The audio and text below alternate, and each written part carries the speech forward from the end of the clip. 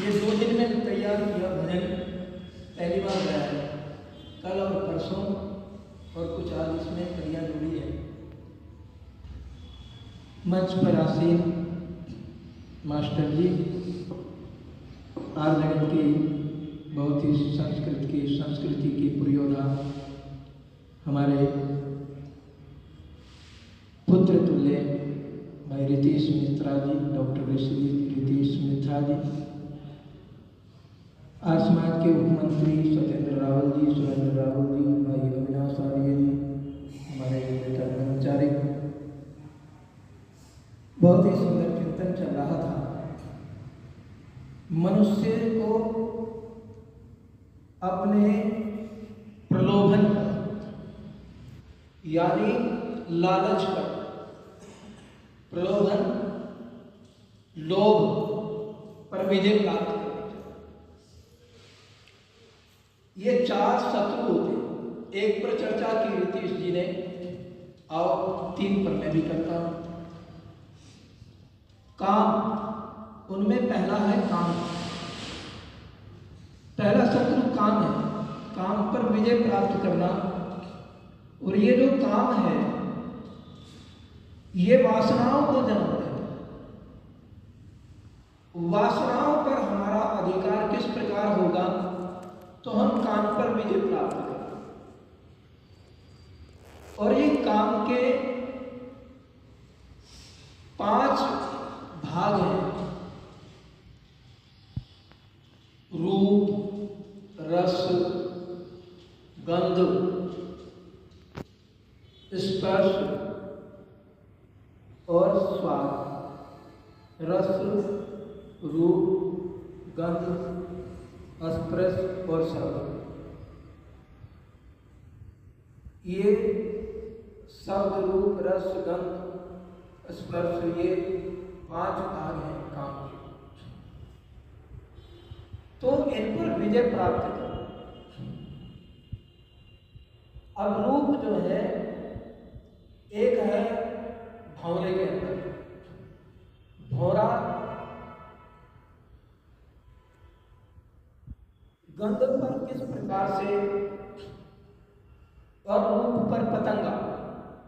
पतंगा जो होता है वो दीपक पर बार बार टक्कर मारता है, उस पर आसक्त हो जाता है, मुग्ध हो जाता है, और जब बार बार टक्कर मारता है तो जल जाता है। सम्मा पर, दीपक पर जल उसके पंख जल जाते हैं और वो धाराशायी हो जाता है।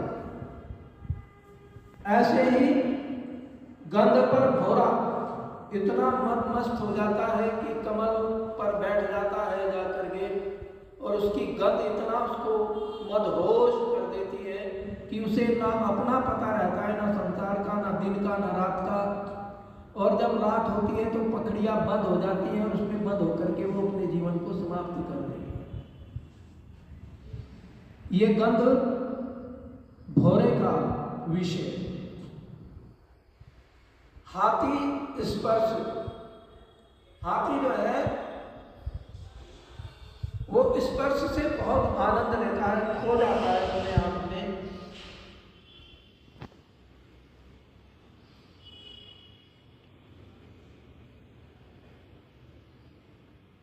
तो ये जो विषय है ये मनुष्य को पतन की ओर ले जाते हैं। तो इसमें आया काम। दूसरे नंबर पर है क्रोध। क्रोध पर विजय प्राप्त करना। ये कोई छोटी बात नहीं है, बहुत आसान लगती है, सामान्य सी लगती है क्रोध पर विजय प्राप्त करना। एक बार महाभारत का दृष्टांत है। एक आचार्य द्रोण जी सबको पढ़ा रहे थे, कौरव भी बैठे हैं, पांडव भी बैठे हैं, और आचार्य द्रोण ने कहा कि ये पाठ याद करके आना है, क्रोध पर विजय प्राप्त करना। सबने रट लिया क्रोध पर, क्रोध नहीं करना चाहिए, क्रोध नहीं करना चाहिए, क्रोध पर विजय प्राप्त करनी चाहिए। अगले दिन आचार्य द्रोण ने पूछा, याद किया? ब्रह्मचारी सब कहने लगे हाँ याद किया, सबने सुना दिया। युधिष्ठिर ने कहा गुरु जी याद नहीं। कहने कि चलो कल याद करके आए।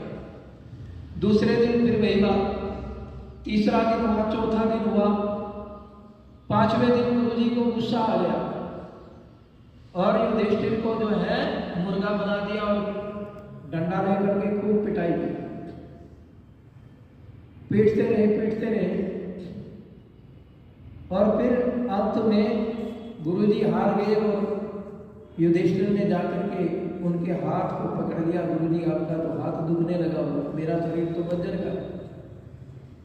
क्रोध पर विजय प्राप्त, गुरुजी पाठ याद हो गया तो क्रोध पर विजय प्राप्त करना। ऐसी घटना महर्षि स्वामी दयानंद जी की आती है। जब गिरजानंद जी की कुटिया पर गए, मथुरा के अंदर दरवाजा खटखटाया, कोट काकड़ा के अंदर उनको पता चला कि मथुरा में एक सन्यासी है गिरजानंद जी प्रजाचक्षु को बहुत ही अष्टाध्यायी के और संस्कृत के वेदों के प्रकांड विद्वान, आप उनके पास चले जाओ, संस्कृत का आपको पूरा ज्ञान करा दे। महर्षि दयानंद जी गए, दरवाजा खटखटाया, जब कुंडी खटखटाई अंदर से आवाज आई, कौन? महर्षि दयानंद ने कहा यही तो जानने के लिए आया हूं कि मैं कौन हूं। बस प्रजाचक्षु के अंतर हृदय में एकदम से बात आई और उन्होंने कहा आज एक सच्चा शिष्य जो है प्राप्त हो गया। दरवाजा खुला, अंदर आए, शर्त रखी, भाई तू तो सन्यासी है, मैं तुझे विद्या नहीं पढ़ा सकता, अब यहाँ नहीं रह सकती, तुझे खाने का और भोजन का व्यवस्था करनी होगी। खाने की भोजन की व्यवस्था की, सारा काम करते थे। 4 घड़े पानी लेकर के आते थे जमुना से रोज 4 बजे, 3 बजे उठ जाना और एक उनका झाड़ू लगाना। झाड़ू लगा करके एक दिन उनका पैर पड़ा झाड़ू पर, वे स्नान करके आ रहे थे और कूड़े के ढेर पर जो पैर पड़ा तो उन्होंने कहा आज किसकी बारी थी? ब्रह्मचारियों ने कहा आज दयानंद की बारी थी। बस डंडा उठाया और दयानंद को मिला करके इतना मारा, मारते चले गए और थक लिए। अंत में दयानंद ने जाकर के कहा गुरुजी बस रहने दो, मेरा शरीर तो बंजर का है, आप मारते रहेंगे इसमें कोई असर नहीं जाएगा, परंतु आप थक जाएंगे। और उनके पैरों को, हाथों को दबाने लगे। तो क्रोध पर विजय प्राप्त करना, काम, क्रोध और फिर एक का इन्होंने डॉक्टर साहब ने चर्चा की है, विश्लेषण किया है, लोभ। अब ये जो लोभ है ये मनुष्य को इस पर विजय प्राप्त करना। इसकी भी एक घटना आती है महर्षि स्वामी दयानंद जी महाराज की। जब वे हिमालय की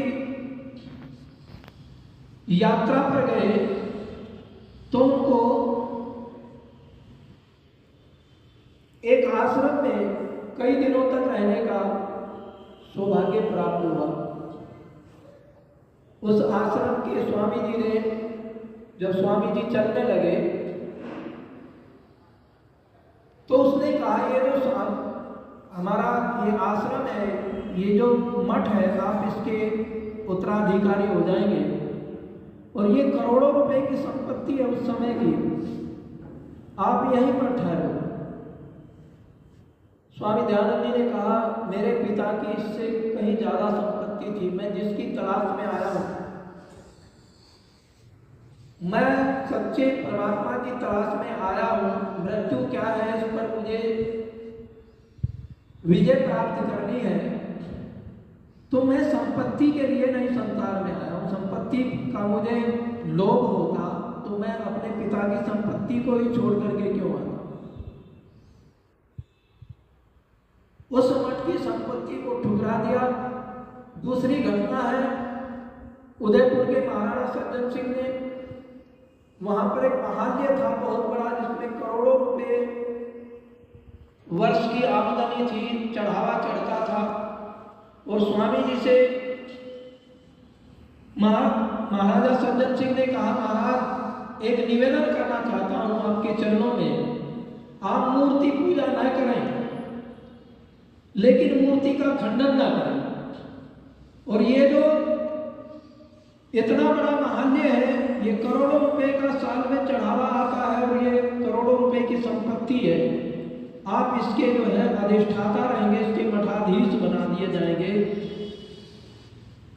महर्षि दयानंद ने कहा, तू मुझे लोभ में बांधना चाहता है, इस तेरे साम्राज्य को मैं एक दौड़ में पार कर सकता हूं, परंतु उस परमात्मा के साम्राज्य को कैसे पार करूंगा, उससे मैं क्या कहूंगा। मेरा जीवन सत्य के लिए है, ये संपत्ति के लिए नहीं है। उस संपत्ति का त्याग किया। राजा सज्जन सिंह कहने लगे, सोच लो महाराज ऋषिवर, इतनी अथाह संपत्ति संसार में देने वाला आपको सज्जन सिंह के सिवाय दूसरा नहीं मिलेगा।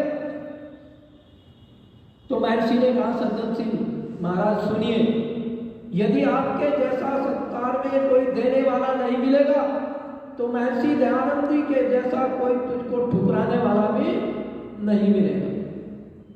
ठुकरा दिया संपत्ति को तो मोह लोभ को छोड़ना, ये बहुत बड़ी बात है।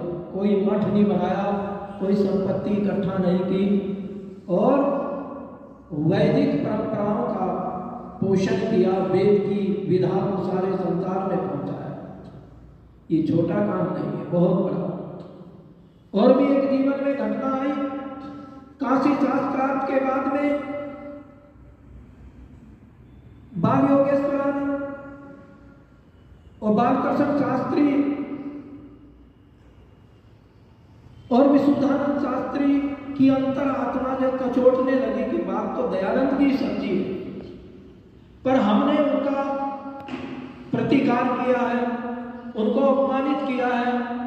आदमी की अंतरात्मा जो है, महर्षि स्वामी दयानंद जी कहते हैं, सत्य व असत्य को जानती है, परंतु हट दुराग्रह और स्वार्थ के कारण उस पर पर्दा डाल देती। तो बालकृष्ण शास्त्री और विशुद्धानंद की आत्मा अंदर से उसको कचोट रही थी कि स्वामी दयानंद जी से माफी मांगनी चाहिए। रात के अंधेरे में 20 व्यक्ति गए महर्षि दयानंद जी जहां पर ठहरे हुए थे और कहा, महाराज बात तो आपकी ठीक है, हमने आपके साथ में बहुत गलत किया है, परंतु हम एक निवेदन करते हैं, आप मूर्ति पूजा ना करें, पर मूर्ति का खंडन ना करें। एक नियम जो है, सब सत्य विद्या और जो पदार्थ वेद सब सत्य विद्याओं का पुस्तक है, तो आप ये कह दें वेद में सब सत्य विद्याएं, वेद में सब विद्याएं हैं, ये लिख लो, वेद सब विद्याओं की पुस्तक है। और हम आपको जो है कलयुग का अवतार घोषित कर देंगे, विष्णु का अवतार, और जगह जगह पर आपको हाथी पर बैठा करके आपका जो जुलूस निकालेंगे और दुनिया से ढोल बजा करके कहेंगे कि ये विष्णु का अवतार, विष्णु ने अवतार लिया है, विष्णु का अवतार हुआ। तो यह कि छोटे प्रलोभनता, इसलिए लोभ का त्याग किया। काम, क्रोध, लोभ और मोह, इनका त्याग करना था। आइए एक गीत और।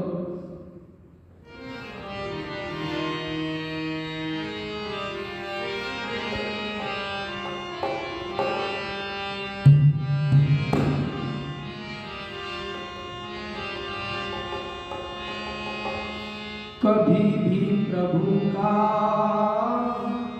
भजन ना किया है, बातों में तारी बिना दीन दिया। कभी भी प्रभु का भजन ना किया है, बातों में तारी बिना दीन दिया। अपने दुखों के लिए ही दिया है, भोगों में पारी लगा जीवन लिया।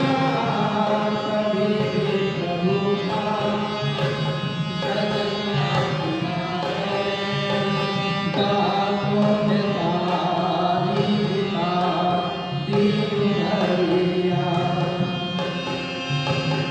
किया भोग त्याग, भोग भोगों में तुमको लिया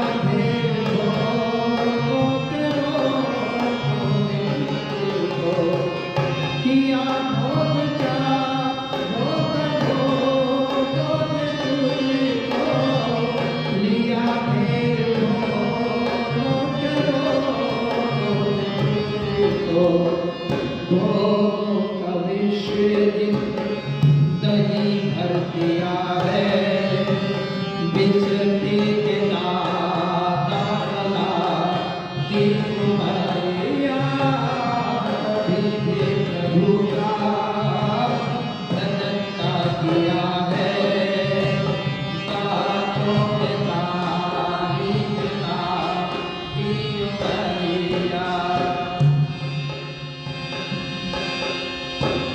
ये माना कि महलों में तेरा बसेरा, ये माना भरा धन पे भंडार तेरा, ये माना कि महलों में तेरा बसेरा बसेरा, ये माना भरा धन पे भंडार तेरा, मगर दिल को कंगालों का पा लिया है, नागीना ने बोली खता दीप भरिया, कभी भी प्रभु का भजन ना किया है, बातों में तारीफ ना दीप भरिया। जिन्हें तू ये कहता ये मेरा,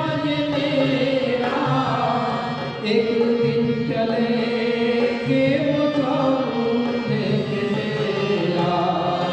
जिन्हें तू ये कहता ये मेरा, एक दिन चलेंगे वो सामने के तेरा।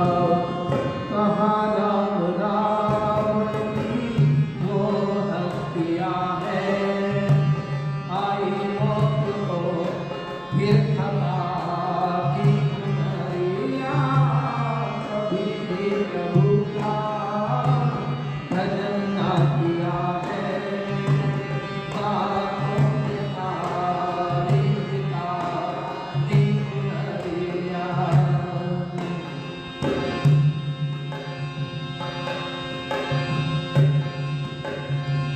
जो आया है एक दिन वो जाए जहाँ से, गया तो ये कर जमीन यहाँ से। जो आया है एक दिन वो जाए जहाँ से, गया तो ये कर जमीन यहाँ से। चंद दिनों का ये आसिया है, बनाने के इसके हवाले भरिया, कभी भी प्रभु का भजन ना किया है, बातों में तारीफ ना दीप भरिया।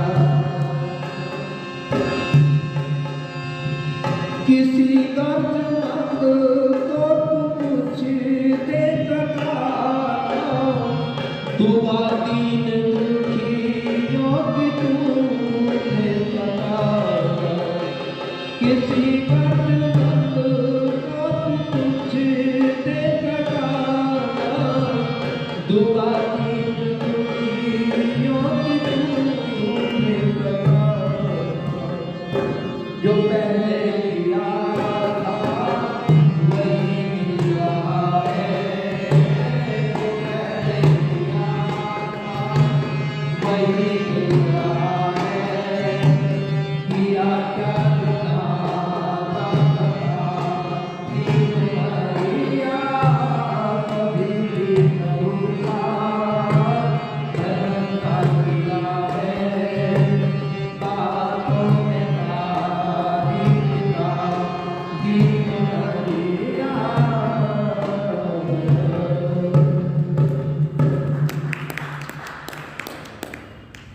किसी दर्दमंद को तू कुछ दे सका ना, दुआ दीन दुखियों की तू ले सका ना।